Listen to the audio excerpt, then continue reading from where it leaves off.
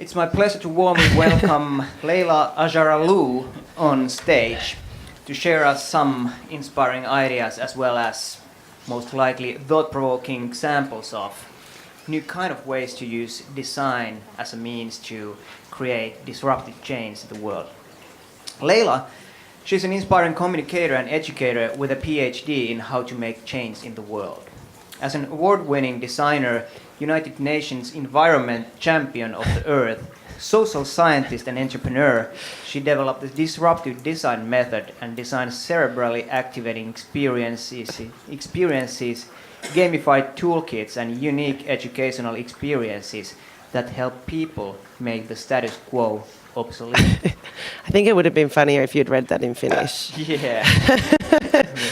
But it works in English as well, don't worry. In addition, her main stage TED Talk on sustainability has been viewed over 1 million times already and counting. And she leads presentations around the world on activating positive social and environmental change through creative interventions. She's also the founder of the School of Disruptive Design and 2 design agencies, Disrupt Design and Eco Innovators. Okay, stop now. I'm stopping now. It's getting awkward. Yeah. It's a little bit like a This Is Your Life TV show. Yeah. But now the stage is yours. Thank you so much. Thank you.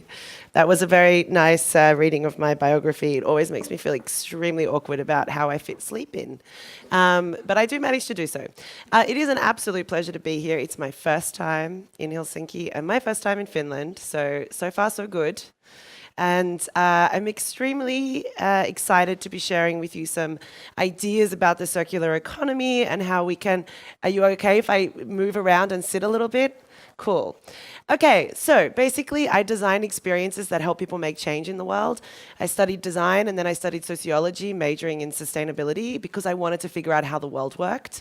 Because when I was studying design, I was like, wow, I'm going to make things that will influence people and possibly destroy the planet. I feel completely inequipped to do this. So then I ended up doing a PhD in industrial design. It was like full circle.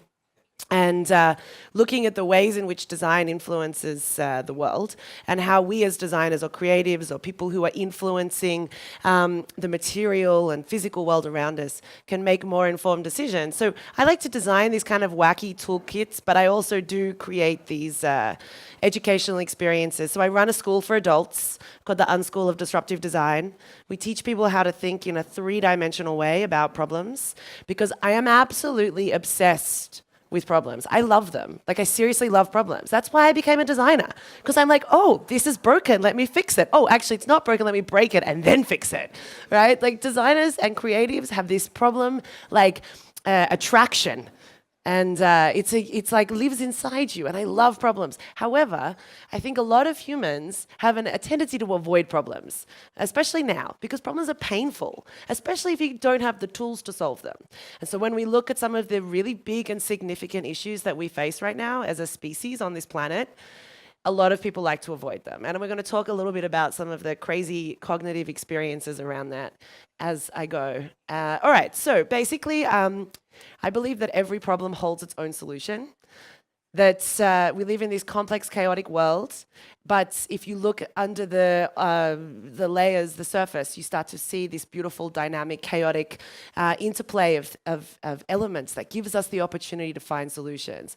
So if we have a positive mindset about problems, even the biggest problems that we face, from poverty to extremist ideology and climate change, if we look at it from a positive framing, we see that within that complexity, there are opportunities to solve. And one of the things that helps us do this in a really effective way is looking at the world from a systems lens. Is there anyone in the room who's like a systems thinking nerd? Yay! A few more, half. You're going to get there. You're going to get to a full arm soon. I'm super obsessed with systems thinking. I just read an article on this last week, and it was like probably the closest to an article virality that I've ever had. I've never had so much Twitter love in my life, because it turns out that a lot of people are secret systems nerds, and they don't want to let people know maybe because it's a little bit on the geeky side of things. But essentially, what we're talking about right now, especially in Europe, is this rapid transition to the circular economy. And in order to create circular products, services, governments, lifestyles, we have to understand systems, because that's what we're looking at. We're transitioning from one system to another.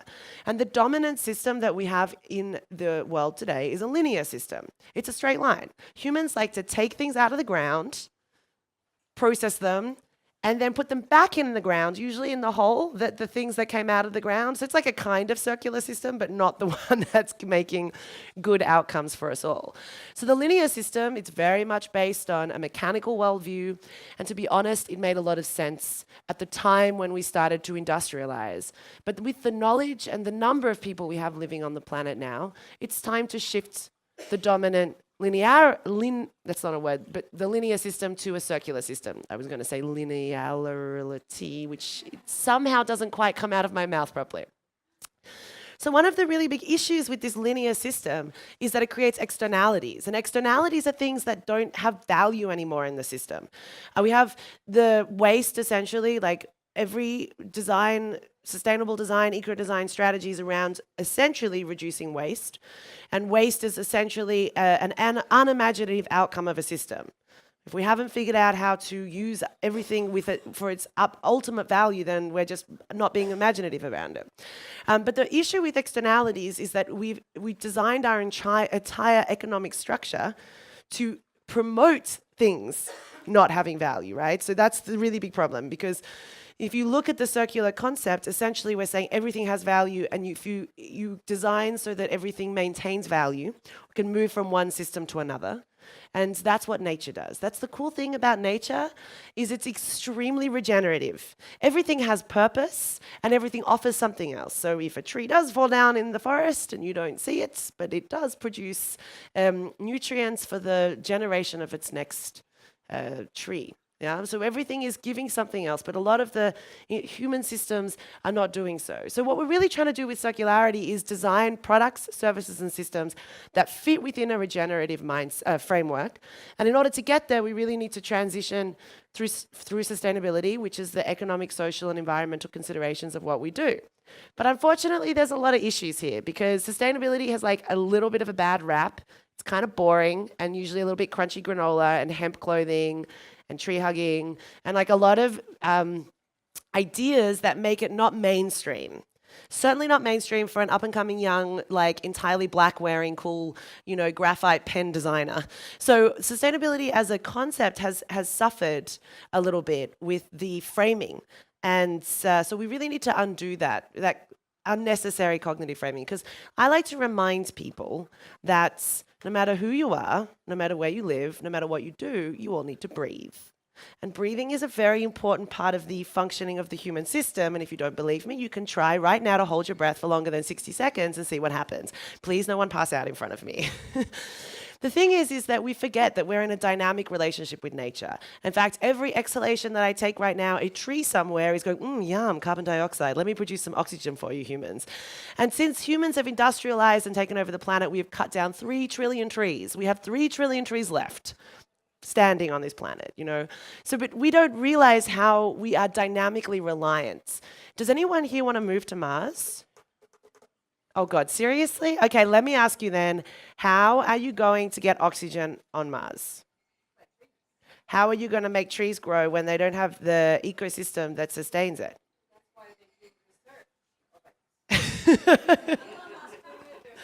Yes, Elon Musk, he's gonna save the world. That's what's going on here.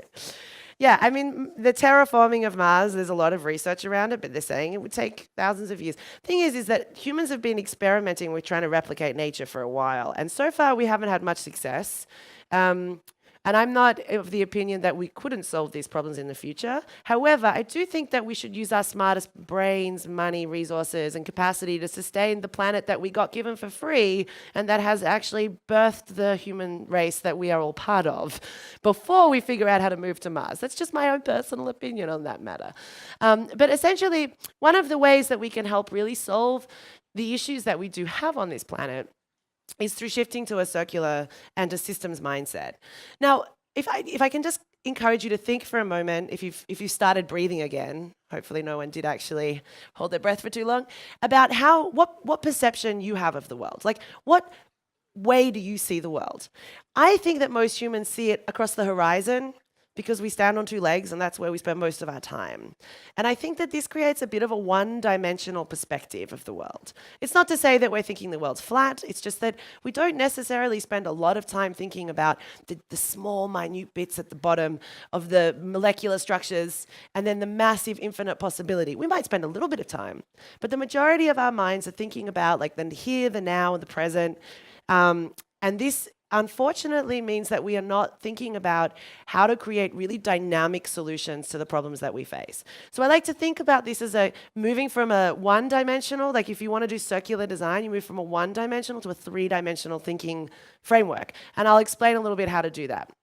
So first of all, our world's made up of experiences. We are basically an experience ball. This thing in here it knows how to talk, walk, eat, laugh, hug because of experiences. And humans are beautiful in this way because we have actually just created our society so that the little ones that come out can learn how to do the same things as us. So experiences define what it is to be a human.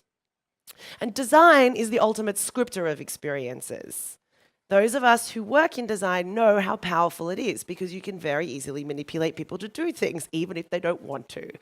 And you can give people a joyous experience or a terrible experience. And then we also, as people operating in the world, know products that fail. Tell me a product that you hate. Someone. I hate remote controls. I think no one has ever solved the buttons. Like, what do they do? And they're so long and heavy and stupid. Anyway, anyone else? Airport security lines, designed to make you feel disempowered. I mean, walking like this, and you get to like the third turn and you're like, I'm a machine, or a cow or something, right? Like the experience is so designed intentionally to make you feel like that. So everyone knows who's got the power. Any other products you can't stand? Experiences. Too many, she's thinking. It's a long list. Yes, one'll do. Waiting in a restaurant for an age is get food. Oh, yes, because you're hungry. Yes. I have that too. I hate bad service. It's terrible because you have an expectation of how something should be, and if it deviates too far and you're also hungry and your blood sugar's dropping exponentially, yeah. There's a lot of things that are created, physical. Most people hate bureaucracy. Every time you try to do something and you have to fill in paper and then ring, or my favorite is when you call to get service for like your phone company and you have to wait on hold, and then they say, well, that's actually not my department, and they put you through to someone else. And I'm like, this is designed to make me hang up. I know, I'm not hanging up. So all of these experiences, they influence us. They give us emotional reactions. They make us love things or hate things. And design has this extremely powerful role in the world. I call it the social scripter. It scripts our experience. You know, I was saying to him about he used to work in Nokia and how they used to talk about our phones, our fingers getting too long. Can you remember that? No? They were worried that our texting, those of you who are not remembering it were too young to play with the Nokia phones. But now, of course, we have this problem called tech neck. You know, it's an actual problem where people are having like really bad back problems from using the technology. So the things that we create us. That's the reality. We might not all be responsible for the things that exist, but ultimately our economic choices then influence the market, which then creates the products and services that are available to us. So as consumers, we're just as powerful as the designers. But this dynamic relationship between product and outcome is essentially this construct. We construct the world to benefit us as humans. And what ends up being created is a relationship between the values, the ideas, the way people see the world, and also then what market's response comes out of it. So here's the deal, right? Designers see problems. A lot of the time, designers are basically seeking problems out in systems that there may or may not be a problem, right? So we often, those of you who work in commercial design will be responsible for finding a market, right? Like, oh, let's figure out how to make this work. But a lot of the things that we create can end up creating much bigger unintended consequences. And this is really where we have a big issue, is that unintended consequences create social and environmental impacts that none of us want. And we're in this relationship. So unless you can start from the beginning of the design process to understand or think about the potential impacts, then we keep having this cycle of creating things that may or may not have value in the world. And this is really where the systems perspective comes in, because it gives you the ability to think about relationships and dynamics. Okay, so I think that all designers need to learn to understand the product system relationship, not just the product customer relationship, but how the things we create, the materials, the processes, influence the world around us. I have two examples. One is the everyday electric kettle, and the other is these cups that you put in to make coffee, single-use coffee cups, right? You guys are familiar with both of these products. Yes, someone's got a very angry face as I talk about this. She's like, ugh. Okay, so the first one is the electric kettle. So in the UK, these things have like a 97% market penetration, and but like 68% of the Brits admit that they overfill them when they're making 1 cup of tea. Has anyone here designed an electric kettle? One person's like, oh, I don't want to admit it. Well, so as the product has changed over the years from when we used to have a manual or exposed elements to now where the elements are all locked in the bottom, they still manage to make the minimum fill line between 3 and 6 cups of water. So the first problem is that you're looking at this product and it's saying to you, if you don't fill me to this line, then you're doing something wrong and you might burn your house down. But what most people do is they stand there waiting for it to feel about right? That's usually around about halfway, and some people who are just clearly worried about a shortage of hot water fill it all the way up.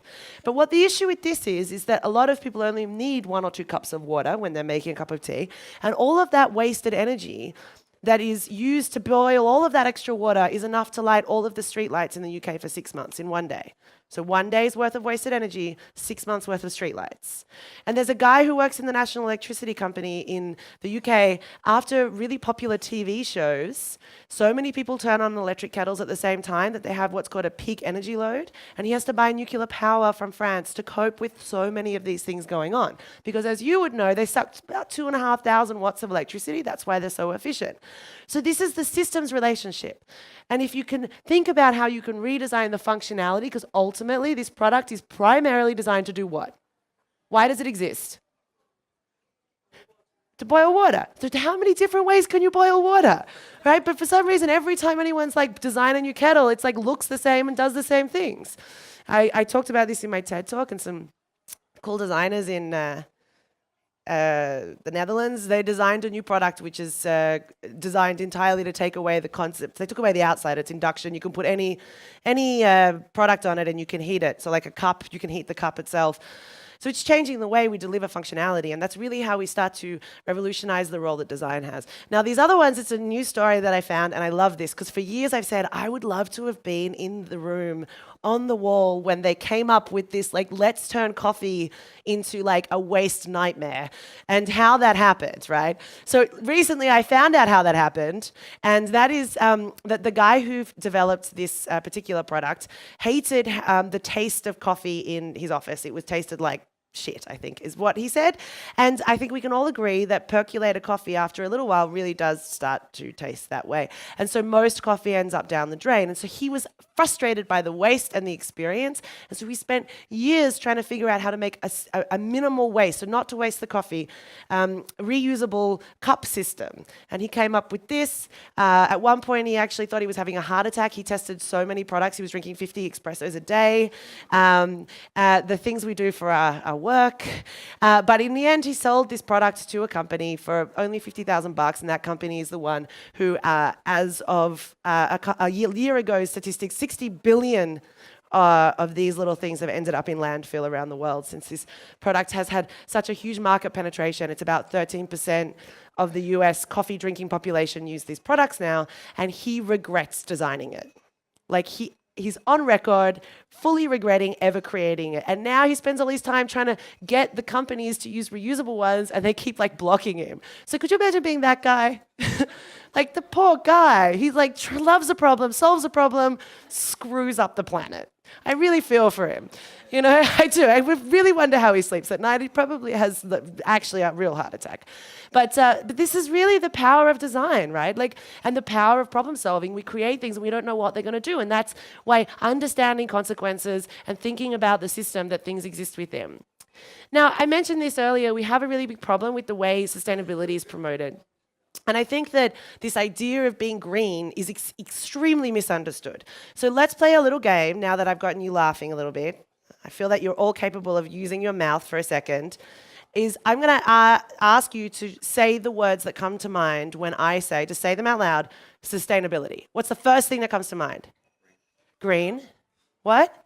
Right way of doing things. The right way. That means that there's a wrong way. What else? Anyone else got vocal cords? Vague. Vague. That's a good one. What? Integration. Now we're getting complicated. But if you, did any of you think immediately like bio, eco, natural, organic, these kinds of things? Right. So most of that are the terminologies used to describe the material properties of a product, okay? So biodegradable, ecological, natural, recyclable, reusable, renewable, these are all usually material properties, right? So then we have the other side where we talk about manufactured or industrialized materials that are unbiodegradable or unrecyclable or unrenewable. Or so we have this binary of materials. The thing is that these terms just define a material property. It's what you do with a material that defines its environmental impact. This is really important because for many years people think, well, if I make it eco or bio, that I've solved a problem. If I make it potentially recyclable, then it's better. It's not. In fact, there are plenty of products that are recyclable and bio that are worse than the others. And I'll explain this in a little bit more detail. But first, it's super important to remind people that sustainability is not some hippie tree-hugging, concept. It's essentially about making sure that we make decisions today that don't negatively impact the ability of future generations to make also good decisions. So we don't destroy all the resources that future generations rightfully have access to. And the definition was defined in the 80s. It's awesome. We should at least remember that as we transition to the circular economy, that sustainability is a pathway for making sure that we don't screw up the planet for our kids and our kids' kids. Pretty simple concept. So if I give you this paper cup, which for a long time has been promoted as a sustainable alternative to remember what we used previously. What did we use previously? I love you. Thank you. But what? Wood?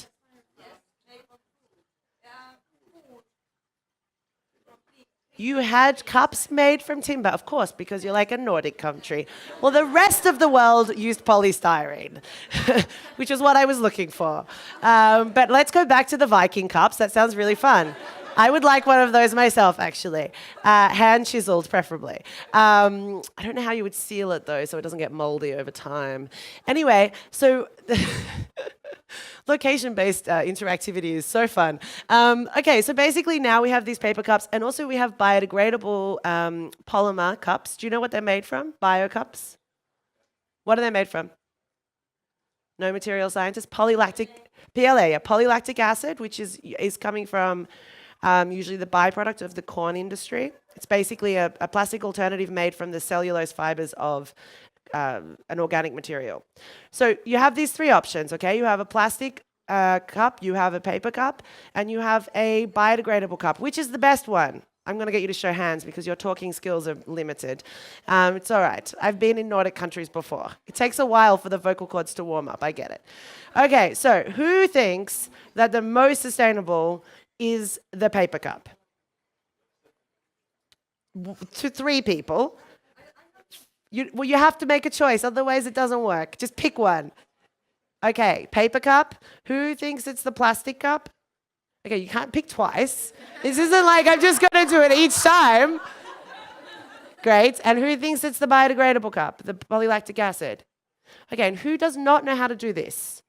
Because it feels, I can see you all. Right, thank you. Who's like, I hate making decisions. It freaks me out. So I can see all of you. That's the thing, right? Okay, so those of you who don't want to implicate yourself with an arm movement, just think about it because it's important. So basically, here's the deal. The paper cup is lined with plastic, okay? And they're lined with plastics. They're not lined with wax. They're lined with plastic, and that plastic means that impregnates the paper, and that they're technically recyclable, like you can recycle them, but they're financially unrecyclable. So most paper cups that you would have coffee in end up in landfill. And the biodegradable cups are actually one of the worst. Does anyone know why? Yeah, the PLA ones, the ones made from the biomaterial. Why is it worse?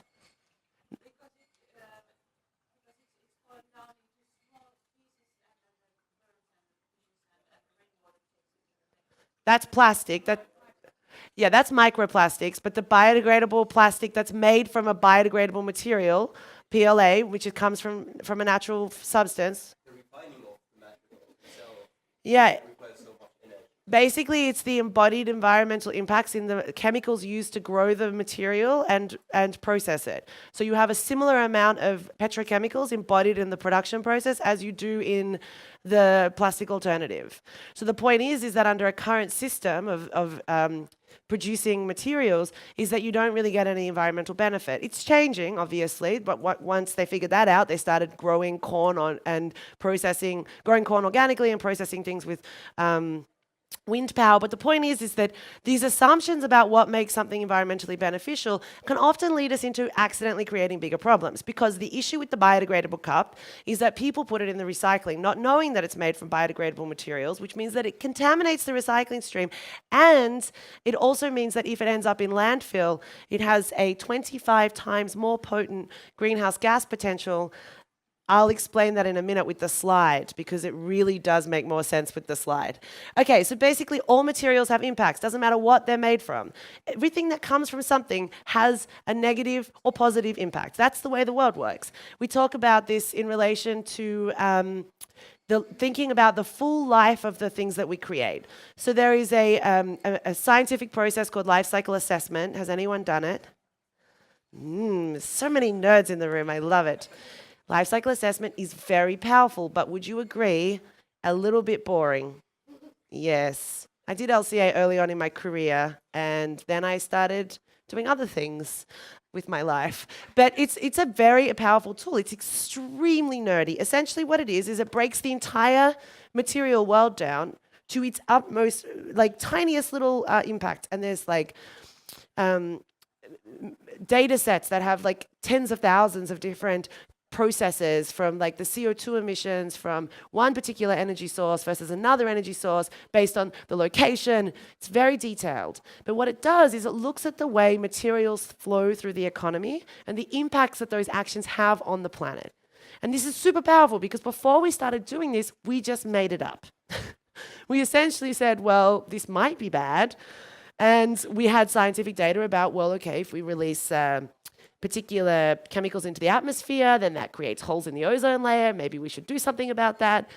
And these types of information now is being able to be applied to the materiality that we choose in products and services. So it's extremely powerful.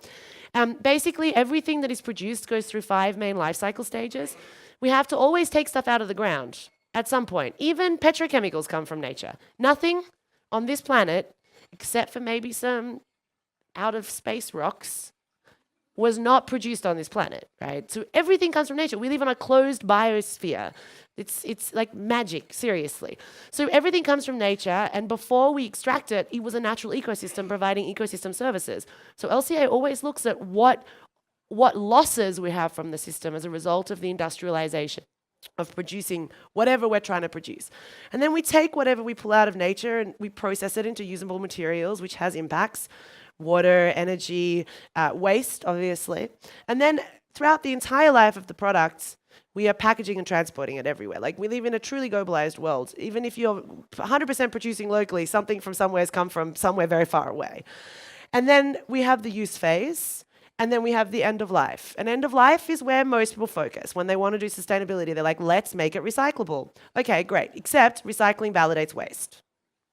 The problem with recycling is that if we just focus on the end of life, we are creating a system that wants more recyclable materials. So if you work in paper recycling, for example, if that's your company, what is your motivation? What do you need to make sure happens?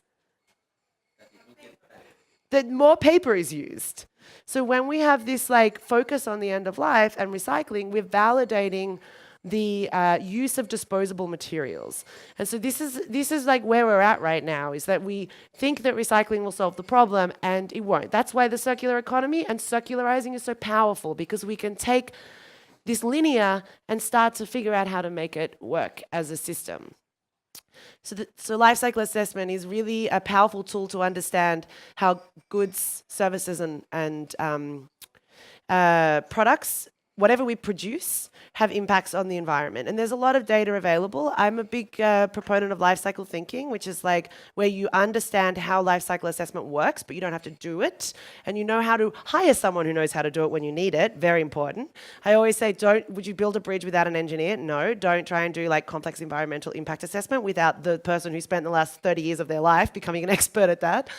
But also there's a lot of data available on Google Scholar and just in the outside world. There's a lot of scientific data around this. So it's a really great starting point, and it's one of the tools of the circular economy.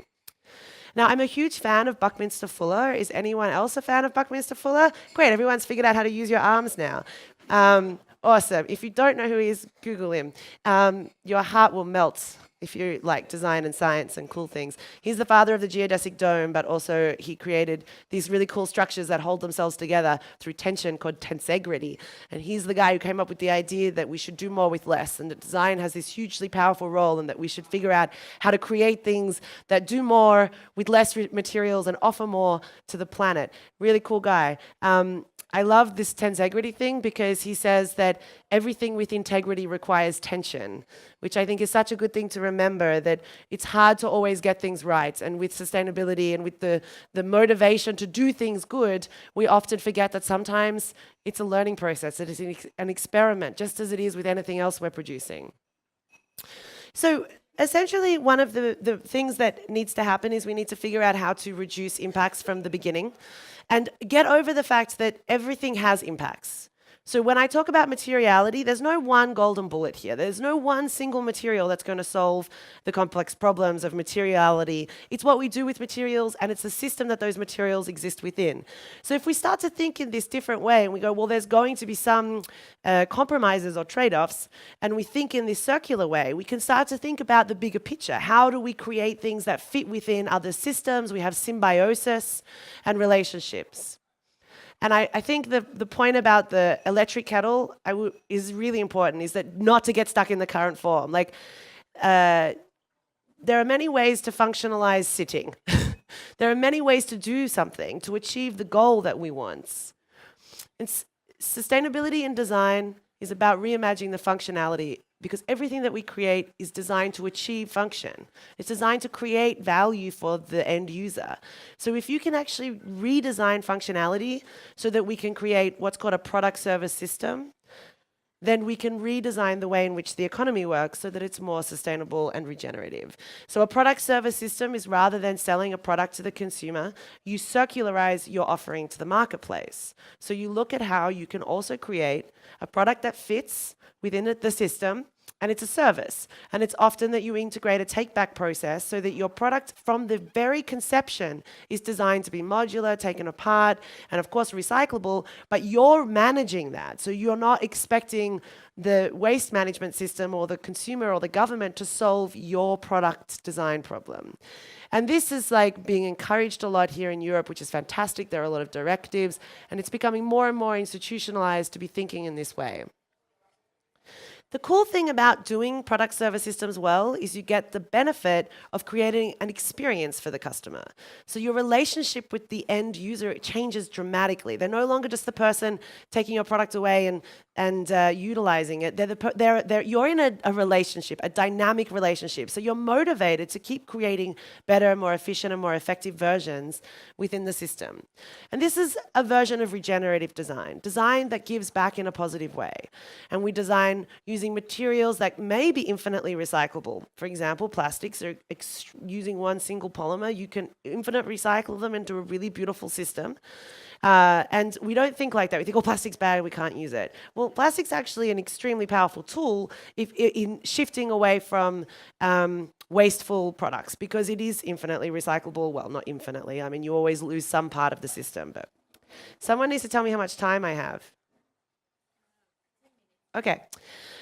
So what we're looking at is really redesigning economic structures, and there's a lot of literature and research at the moment that's where we're going. The economic system can't sustain our rate of technological advancement, so we need to shift the system. And that's really the transition we're in right now. We're transitioning globally to a whole new ways of doing things. You know, the solar and alternative energy industry employs way more people than the old energy industries. And transitions are already happening around the world, so it's extremely exciting. In fact, we've already kind of moved over a tipping point of change. It's just now we need people skilled and tooled and capable of applying this in the world. And that's really where design and engineering and science can be at the forefront of doing so. So I like to promote tools for making change. There are many. I do think that if you use a systems thinking approach, that three-dimensional, which I'm going to talk about now in the last 7 minutes I have, and also life cycle thinking, and this kind of more dynamic approach. But I'm going to speak really fast now, so please stay with me. I have to get through this, otherwise the next bit doesn't make any sense. You can ask me in the break if I miss anything. Basically, you see what happens there? It gets a lot faster. Our brains are filled with glitches. Humans are basically a kind of unfortunate fault is that we have these things called cognitive biases. Cognitive biases are social phenomena that essentially make us have software malfunctioning, where we don't realize things are going on. We have these three major neurochemicals, dopamine, serotonin, and oxytocin, and cortisol, that are motivating our behaviors in every single second of every single day. Dopamine and serotonin are the reward drugs. They make you feel good. Serotonin is what you take when you have depression. It's the neurochemical that you take through any form of antidepressant. Dopamine is the thing you get when you get like 100 likes on your Instagram post. That little yeah, I'm cool. Yeah, he did it. He just went like that. Oxytocin is my favorite. I think oxytocin makes the world go round because it's the chemical of human bonding and connection. It's what makes babies be born. It's what makes you like people. It's affectionately called the love drug by scientists, but it's not. It's essentially the thing we seek out because the opposing feeling of oxytocin is cortisol, and cortisol is our stress hormone. Cortisol is that feeling of like anxiety and anxiousness. And the cool, amazing thing about these neurochemicals, cortisol and oxytocin, is they cancel each other out. If you're feeling connected, loved, respected, admired, which is the feeling of oxytocin, then cortisol is low, and vice versa. And so these neurochemicals basically influence nearly everything we do. And they also manifest themselves in our behaviors and our thinking. So we have these cognitive biases and these neurochemicals that are influencing us. And one of the really big and persistent cognitive biases is this negativity bias. Humans have a predisposition to remember negative things. So when you go on social media and you are perpetually seeing how screwed up the world is, you start to get filled with cortisol and stress. And so then you go and try and seek out things that'll give you oxytocin and dopamine. And so you avoid the problem. This is like a big issue because humans have what's another cognitive bias called loss aversion, where when we lose something, it's more cognitively painful than when we gain something. So if you lose $100, you remember it for double the time than if you win $100. And so these things combined means that a lot of people avoid seeking out information that will help them love problems and solve them well. And I think that another critical issue is this confirmation bias, which is reinforced by the algorithms of social media and Googles and all this stuff now, where humans seek out information that reaffirms what they already believe. We could talk a lot about how this has played out recently in political decisions, but I will skip past that and allow you to make those decisions yourself. But it's ultimately the reason I'm talking about this is because sustainability and change and these like transitions that we're going through require us to really understand that a lot of the things that are happen like to everyone. You know, people are scared because the information that is promoted about climate change is scary. And you remember it, and then you want to avoid it. I want to avoid half of it. I've been working in sustainability for like 15 years. And it's so important that we push through the negativity and we embrace optimism, because otherwise our brains get stuck in that cycle and we don't see the power and the agency that we have to design a future that works better. Because that's really what we're doing here. When we create things in the world, we're designing the future that we're all going to live in. And this is really the power of being able to understand how we all can change the systems that we exist within. And I do like to remind people that we live on a ball of magic. It's magic. This planet is absolute magic. There isn't one like it anywhere else. even the one they found that might be like it, they're still like, nah, got no life on it. So even if there are aliens, which is not something I usually talk about, but hell, you know, I think that it's so important to remember that it's whatever happens to result in what we have, we should be internally grateful for the moments that we get to spend living on a magic ball and figuring out ways of maintaining the beauty that we have for the people that we love. And that's for the people that we share the world with now and the people that we are passing this planet on to in the future. And a Buckminster Fuller quote that makes me always remember the beauty of everything is that there's nothing in a caterpillar that tells you it will be a butterfly, right? And butterflies are magic. They are like, could you imagine your life was that you got to turn into something with wings that's really pretty and colorful after being stuck on a leaf your whole life? That's pretty freaking cool. If I had options, that's like kind of just saying. So what we're doing here is we're shifting our perspective. We're overcoming negativity bias. We're seeing that there isn't simple solutions to complex problems. We're taking on the different perspectives of the way the world works, from this micro inquiry-based, like how do things work, to this big picture macro perspective of how the cosmos and the universe and everything works. And this is basically one of the principles of systems thinking, is to understand everything is interconnected. And we don't talk about that in a spiritual way, we talk about it in a like biophysical way. Everything is interconnected on this planet. If it's not, it's a heap, it's disconnected from the system. Everything is feeding into something else. Systems thinking is about being able to understand how things work within a system and how, again, that functionality, how things make sense within a system. I love it. It was like a slide comes up and all the phones come up at the same time. I'm like, I have to stay on that one long enough. Okay, the phones have gone down. Okay, so because I have like 4 minutes left, I'm going to go fast again. But basically, there are three main systems that are at play in the world. The human systems are the ones that we created, like education and the legal system and everything that keeps society churning along. And the industrial one is where we produce products. And the ecological one is the thing that gives us all of the resources so that these happen. And so by understanding the dynamic systems and how they interrelate in the decisions that we're making, if you're designing a cell phone or if you're in government or if you're trying to raise good children, I don't know, all of these things come into play and we have to be able to think in this dynamic way. But most of the time we get stuck on the service, we don't think about the substance because the obvious parts of the system are the most cerebrally engaging for us. So really the most important thing is to shift our mental models that sustain the systems that we don't like. And the way we do that is we challenge the status quo. One of the kind of leading thinkers in systems theory talks about how that today's problems are yesterday's solutions, so we don't want to be the creators of tomorrow's problems. And for me, that's about being able to think in different ways, from moving from linear to circular and looking at emergence and interconnectedness and flow-on effects and relationships. And these are the tools of systems thinking, right? And because as Einstein said, you cannot solve problems with the same thinking that got you there. So if we want to change the world so that it works better, we have to change the way we think. Because this one-dimensional perspective works a little bit until you start to come up against the problems of unprecedented climate change. So just to finish off, in order to help people do this, I developed this method called the disruptive design method, because in the years of working in sustainable design and trying to get people to think differently, I realized that construction metaphors are really useful. So essentially this three-part process is about mining, landscaping, and building.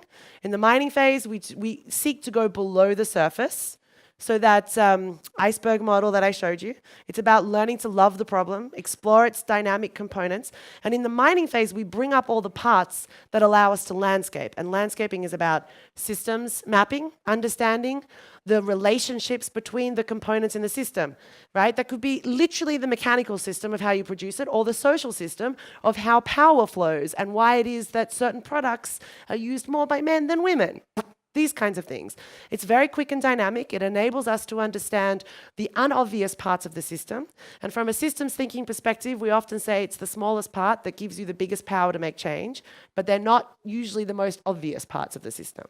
So from landscaping, we then decide where we can intervene and we build solutions. And that's really where the ideation and the design comes in. And then we cycle through this in an iterative way because we can't solve problems immediately. We have to learn and experiment.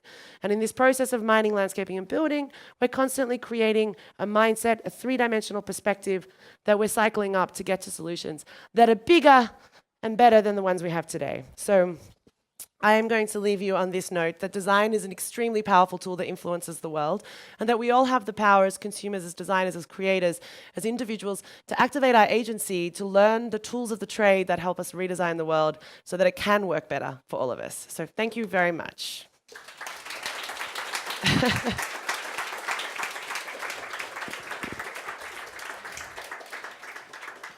Thank you so much, Leyla. It's all right. What an They're like, what just inspiring, happened to me? Amazing talk. Whoa. Whoa, that's a good response. One time a guy cried. It was extremely awkward for me. What did you say? He was like, are you crying? And he goes, I was like, is your mind exploding? He said, yes. And I was like, okay, I'll just leave you for a minute or two. I think that was really inspiring, and being able to hear your take on challenging the way we see the world as systems. I think that's very, very critical starting point for the whole idea of circular design and circular economy. Understanding that we are an interconnected kind of web of things, people that are interdependent. There is no us without others and materials in this world. I think that's so profound thought. Yeah, and it's something that, unfortunately, industrialized society has really extracted from us. You know, our education system creates silos. We have like proficiencies in maths and science, but not in like nature. And I think that these are really important things to re-engage with. You know, like society has changed so much over the millions or years that humans have been on this planet. You know, there isn't any reason why we've gone down one path of like industrialization and disconnection. We can start not looking at how we can bring this back into our education and our personal lives and our professional goals, because most people wake up in the morning and care about the planet. Most people. Some people maybe not. You know who I'm talking about.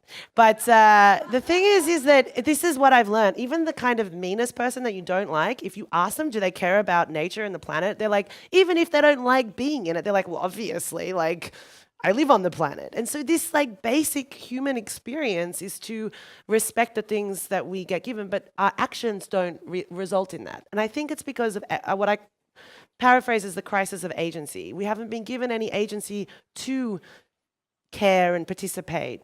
But I think that that's changing a lot, especially with like my generation and the one below me. That's like purpose is such a strong part of our careers. Like if you don't have like love or care for what you're doing, then you have this like a significant problem, and so you can't keep doing what you're doing. And that's why my unschool, it's so funny, we call it unofficially call it the school for quitters, because nearly everyone who comes like quit their job, about to quit their job, or quits it right after coming, and I'm like, oh God. But it's not because, it's because they want to do something more than what the system's told them. You know, they've become like successful designers, they've got really good jobs, but they wake up every morning and they're like, what am I doing? Like, this doesn't compute with how I want to see the world. So, you know, there's a lot of opportunity and scope for us to change things at different levels. Yeah. And I think on top of that, it's not only how we see and understand the world, but it's how we actually see and understand ourselves. Yeah, well, if you see yourself as part of a system, then it's different, right? Well, we all know this, right? You know when you go to like a family dinner and you've got that like one family member, we've all got one, that's like annoying or problematic or like likes to get a bit drunk and say bad things. They're like an agitator within a system, and your system of family dynamics. And if you just look at the world from that way, it makes a lot of sense. There's all these not rules, but like ideas and systems thinking, like there is no blame. If everything's interconnected, you can't blame anything. So if you don't blame things, you have to understand things. So these are like tools that once you start doing it, you're like, oh, wow, this is no longer like an us or a them. It's a dynamic, constantly evolving system that I'm participating in and that I have agency over the way it's evolving. So, yeah. So what do you think? If we understand the world differently as a system, and if we understand ourselves as kind of biased creatures who have kind of subpar abilities to actually... Who are secretly just trying to get love and oxytocin. Yeah. So what needs to be done? And if we have this disruptive design method, how it should be used in practice? Could you, well, let me ask these guys. What do you guys think? Now that you've all learned how to talk. That's a good idea. What do you think we can do immediately to circularize our processes? If there are no ideas coming from a room full of creative people, I'm worried. Yes. Well, I've always thought this kind of taking into account user approach and sustainable system approach. So how we can connect system with the behavior of people, because it's about pleasure. Like I know a lot of system stuff, but I still act in my life very weird ways just because I want, or I don't have time, or... Well, 98%, they being cognitive scientists, between like 88 and 98% of our processing is done at the limbic part of our brain, the emotional part. That our cerebral cortex, the front bit, the conscious bit, doesn't do a huge amount. And if you think about it, that makes sense, because right now my arms are moving and I did not make that decision. And we do things that are completely just organic for us, and that's how we survive the world. And so a lot of these cognitive biases, and what you're talking about is called cognitive dissonance. It's the difference between what you believe and what you do. And a lot of people get extremely agitated when they get made aware of their dissonance, and then so instead of changing their behavior, they change their opinions. This is a big problem because we don't have this like contingency for failure, you know, like getting things wrong should be what we get excited about, because when you get, like, if you blow something up, we're like, well, that definitely was not a good idea. What did I learn from that? As opposed to like run away and hide and this shame and stuff. I mean, obviously we need to have checks and balances so that we're not blowing things up. But that's super important that we have this ability to evolve and change and not be rigid in our opinions and our beliefs. Anyone else? Ways that we can circularize and solve problems?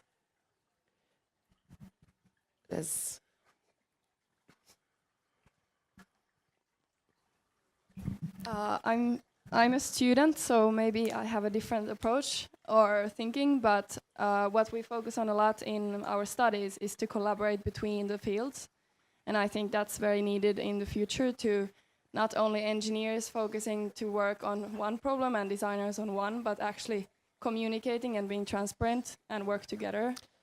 Yep, cross-pollination. You get the best honey when you have more diversity of flowers for the bees to do their magic on, right? It's equally as important with ideas. And collaboration, cross-pollination, all of these things are incredibly powerful. Anyone else?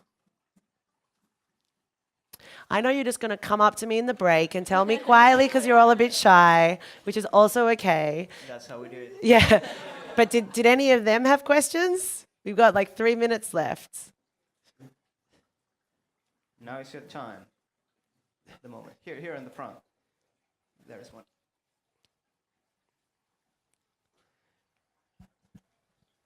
Well, I think one of the most forceful places is within each other's mind, and understanding how the consumers perceive and get motivated by sustainability. That's the key issue, how to get them motivated on these issues in their daily life, because that's something that you go into linear mode. You don't stop and think what's going around you, as long as everything keeps going on and working. I think we need to normalize sustainability. Yeah, I don't think it should be an opt-in or an opt-out, and that's been a really big problem. You have like in every company the green team. I'm like, well, why is it like the separate team?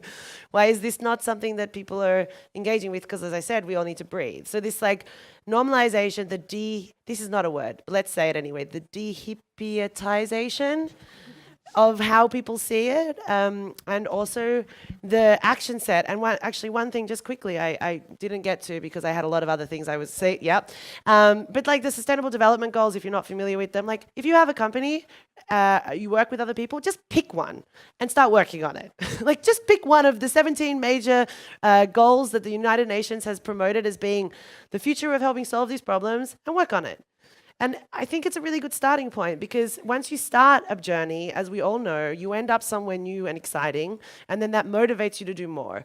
So I think that, you know, I have this like solutions-based philosophy of the world. Whenever I have my existential crises about the complexity of everything, I like to think, well, you know, I am only one person, but there's like a small slither that I can work on, you know, and I work on these like tools to help people make change, and I do that, and that's what I do. And there are many other people who are doing other things that help fit together to make a movement around this stuff. So I think that, you know, it's not that you have to suddenly become immediately the extreme expert, just start the process. However, I will say, always hire experts when you are doing really big and important things, because otherwise you might stuff it up and then you feel bad and then you have that thing where then you don't do it again. And that's what happened in the 90s with all the eco redesign stuff, with a lot of people doing like cardboard packaging, even though they wouldn't redesign their product, and their product was the thing that was destroying the planet to begin with.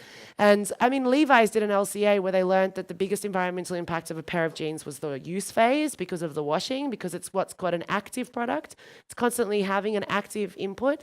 And so they started engaging with the consumer around use, and they changed the culture of the product. So these are really important things to think about too. There's 1 minute. One more. There's one more.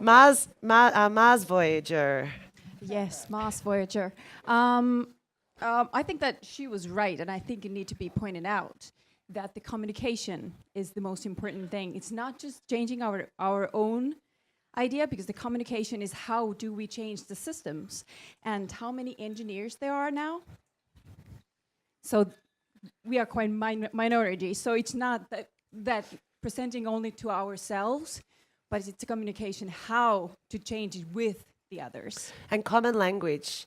That's a huge issue, that language means different things in different professions. And people get scared when they don't understand things like acronyms and you know, this article I wrote on systems thinking, I described 6 key terms like emergence, so that in basic language you're like, oh, now I know what that complicated word is, and I don't feel scared by it. So that there is more of a cross-pollination around language. And I do completely agree that we need to find ways of sharing our knowledge, sharing the things that we failed at, not just the things we achieved. And that's a really big issue with like the entrepreneurial community. It's like we all talk about our successes. No one talks about all the whiskey they drank late at night by themselves because they were depressed about how they couldn't solve the problem. So I think the kind of big key takeaway, at least for me and I think for many others, is that we're not all too stuck in the current form. So this is the moment to not to preserve not to preserve the old world, but actively look for the ways to create the new one. And I think there were many inspiring ideas, Thank you. opportunities how to make it happen. So thank you, Leyla. My pleasure. Thank you all.